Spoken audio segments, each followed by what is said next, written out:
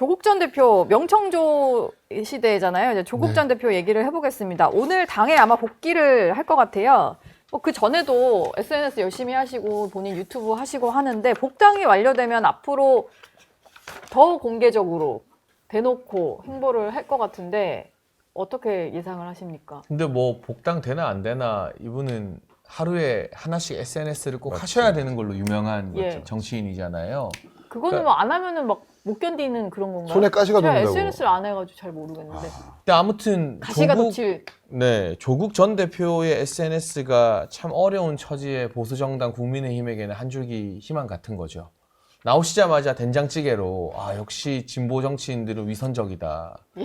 이렇게 뭐 미슐랭 한우 드셔놓고 된장찌개 올리는 거 이게 참 범인의 생각으로는 하기 힘든 일이거든요. 근데 소고기 안 먹었다는 말은 안 했다. 또 이렇게 또 감싸주는 분들이 있던데요. 그거를 조국 혁신당 당대표 대행이 인터뷰에서 아니 된장찌개만 먹었다는 건 아니지 않냐 이런 답변을 하는 것도 그거는 네. 그냥 공당의 막내 부대변인도 안 할 만한 정무적 발언이거든요. 네. 아무튼 조국 전 대표가 사면돼서 이렇게 멀쩡하게 돌아다니는 게 공정의 관점에서 옳지 않고 속이 부글부글 끓는 일이지만 보수 정치인들이 봤을 때는 정무적인 측면에서는 참 어렵고 지금 지리멸렬한 보수 진영의 한 줄기 희망이다. 희망이다.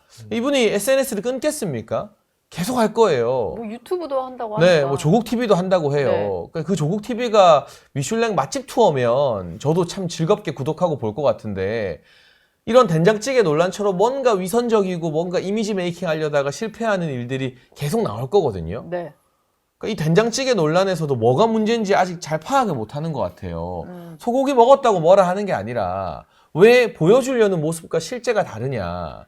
아니 소고기 사위가 사줬다고 하면은 오히려 당당하게 올리고 사위가 사준 소고기를 먹었다 이렇게 할 수도 있을 것 같은데. 근데 뭔가 소탈하고 서민적인 걸 자꾸 꾸며내려는 것에 대해서 사람들이 이제 염증 느끼는 거거든요. 네. 이게 과거 민주당의 주요 공직 인사들이 뭐 30년 된 가방 들고 나오고 굽 떨어진 구두 신고 하는 거랑 거의 똑같아 보이는 거예요. 그러니까 이런 어떤 본인의 SNS나 왜 사람들이 이제 조국 전 대표 하면 조금 고개를 젓는지에 대한 어떤 반성 없이 지지층만 바라보고 거기에 좋아요 누르고 댓글 다는 분들만 바라보고 SNS를 계속하고 이 광폭 행보를 한다면 네. 이 사면 후유증이 사면 하나로 끝나는 게 아니라 내년 재보궐선거와 지방선거까지 출마도 하신다잖아요. 출마한다 그랬죠. 계속 이재명 정부와 민주당에도 악재가 되죠. 어느 누구도 조국 전 대표를 야권으로 보지 않습니다. 예. 여권으로 보고 민주당 계열의 정치인으로 보기 때문이죠.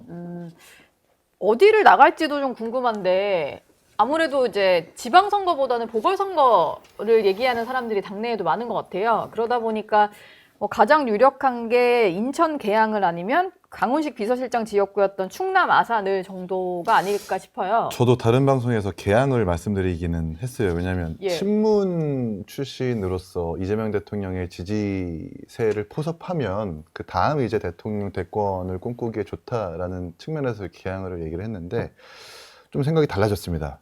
그 호남으로 가지 않을까라는 생각도.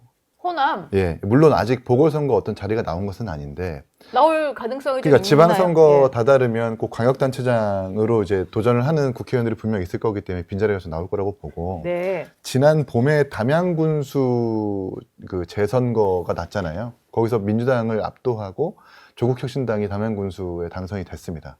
그리고 지난 총선에서도 이제 새로운 구호가 나왔잖아요. 지민비조라고 해서 지역구는 민주당, 뭐 비례대표는 조국혁신당. 그래서 호남에서 제가 알고 있기로는 광주에서 비례대표 득표율이 한 47%를 넘어갔고요.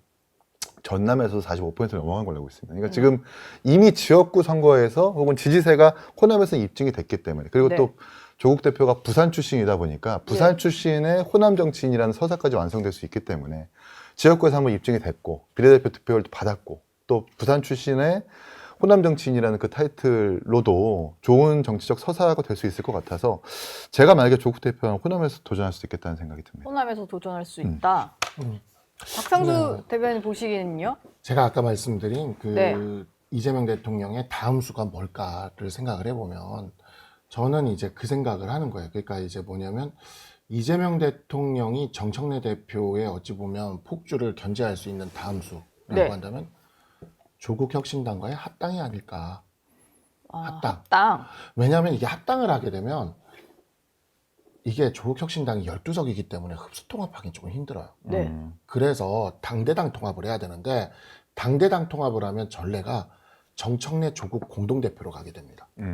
그렇게 되면 내년 지방선거를 앞두고 조국혁신당이 당내에 들어와서 지분을 확보하게 되고 그 과정에서 정청래 대표에 대해서 자연스러운 견제가 이루어지게 되거든요. 네. 그래서 이렇게 되게 되면 저는 조국 대표가 서울시장이나 부산시장에 나올 수도 있다. 합당 후 서울시장이나 부산시장에. 합당을 하게 되면 예. 근데 지금 황운하 원내대표나 조국 전 대표조차도 합당에 대해서는 선을 긋고 있잖아요. 그건 모르죠. 그러니까 왜 그러냐면은 사실 조국 대표를 이번에 사면하는 것도 그런 전례가 없어서 첫 번째 사면을 벌써부터 할까 했는데 진짜 해버렸거든요. 네. 근데 그게 제가 생각하기에는 그래요.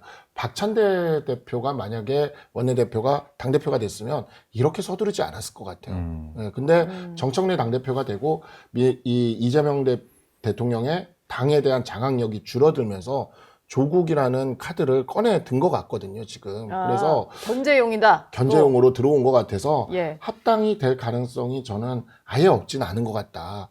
그리고 그러면 이제 그렇게 될 것 같고 합당이 안 되면 그때는 이제 국회의원 저는 보궐선거 출마라고 봅니다. 예. 합당이 안 되면.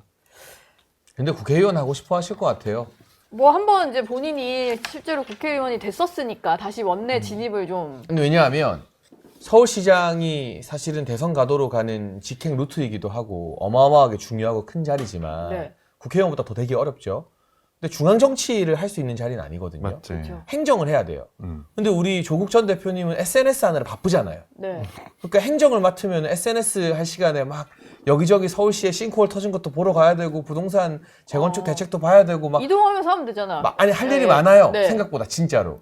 근데 국회의원은 사실은 국감이나 뭐 대정부실이 아니면 저도 뭐 국회의원도 옆에서 많이 봤지만 은근히 많이 놉니다. 네. 그러면서 이제 뭐 많이 정치권에 대해서 뭐 이런저런 이야기를 많이 하고. 본회의장에서 주식 거래하고. 그 본회의장에서 뭐 이상한 거 보고 주식 거래도 하고 뭐 상임위 중에 코인도 하는 분이 지금 대통령실 비서관으로도 가 있잖아요. 예. 김남국 전 의원 같은 네. 경우는.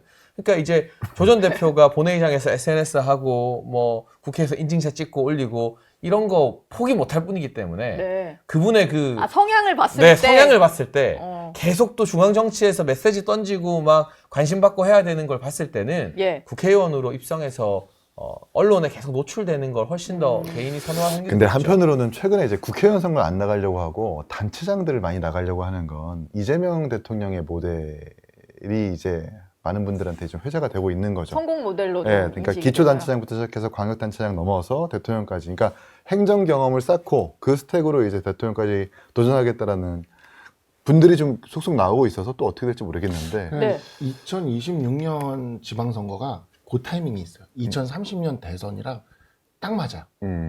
4년 임기 끝나면 이렇게 바로 나갈 수가 있는. 그러니까 이게 중도 사퇴를 안 해도 되는 굉장히 독특한 지방선거입니다. 요 2026년 지방선거가. 네, 4년 딱 하고 네. 거의 임기 다 채운 상태에서 30년 대선 출마가 바로 가능한. 군침이 돌겠네요. 저희가 지금 뭐 조국 대선 전 후보들은 그런 네, 생각을 할 수 조국 있죠. 전 대표의 다음 스텝에 대해서 상당히 좀 심도 있게 한번 고민을 같이 해봐드렸네요. 신경 쓸 가치가 사실 없는데.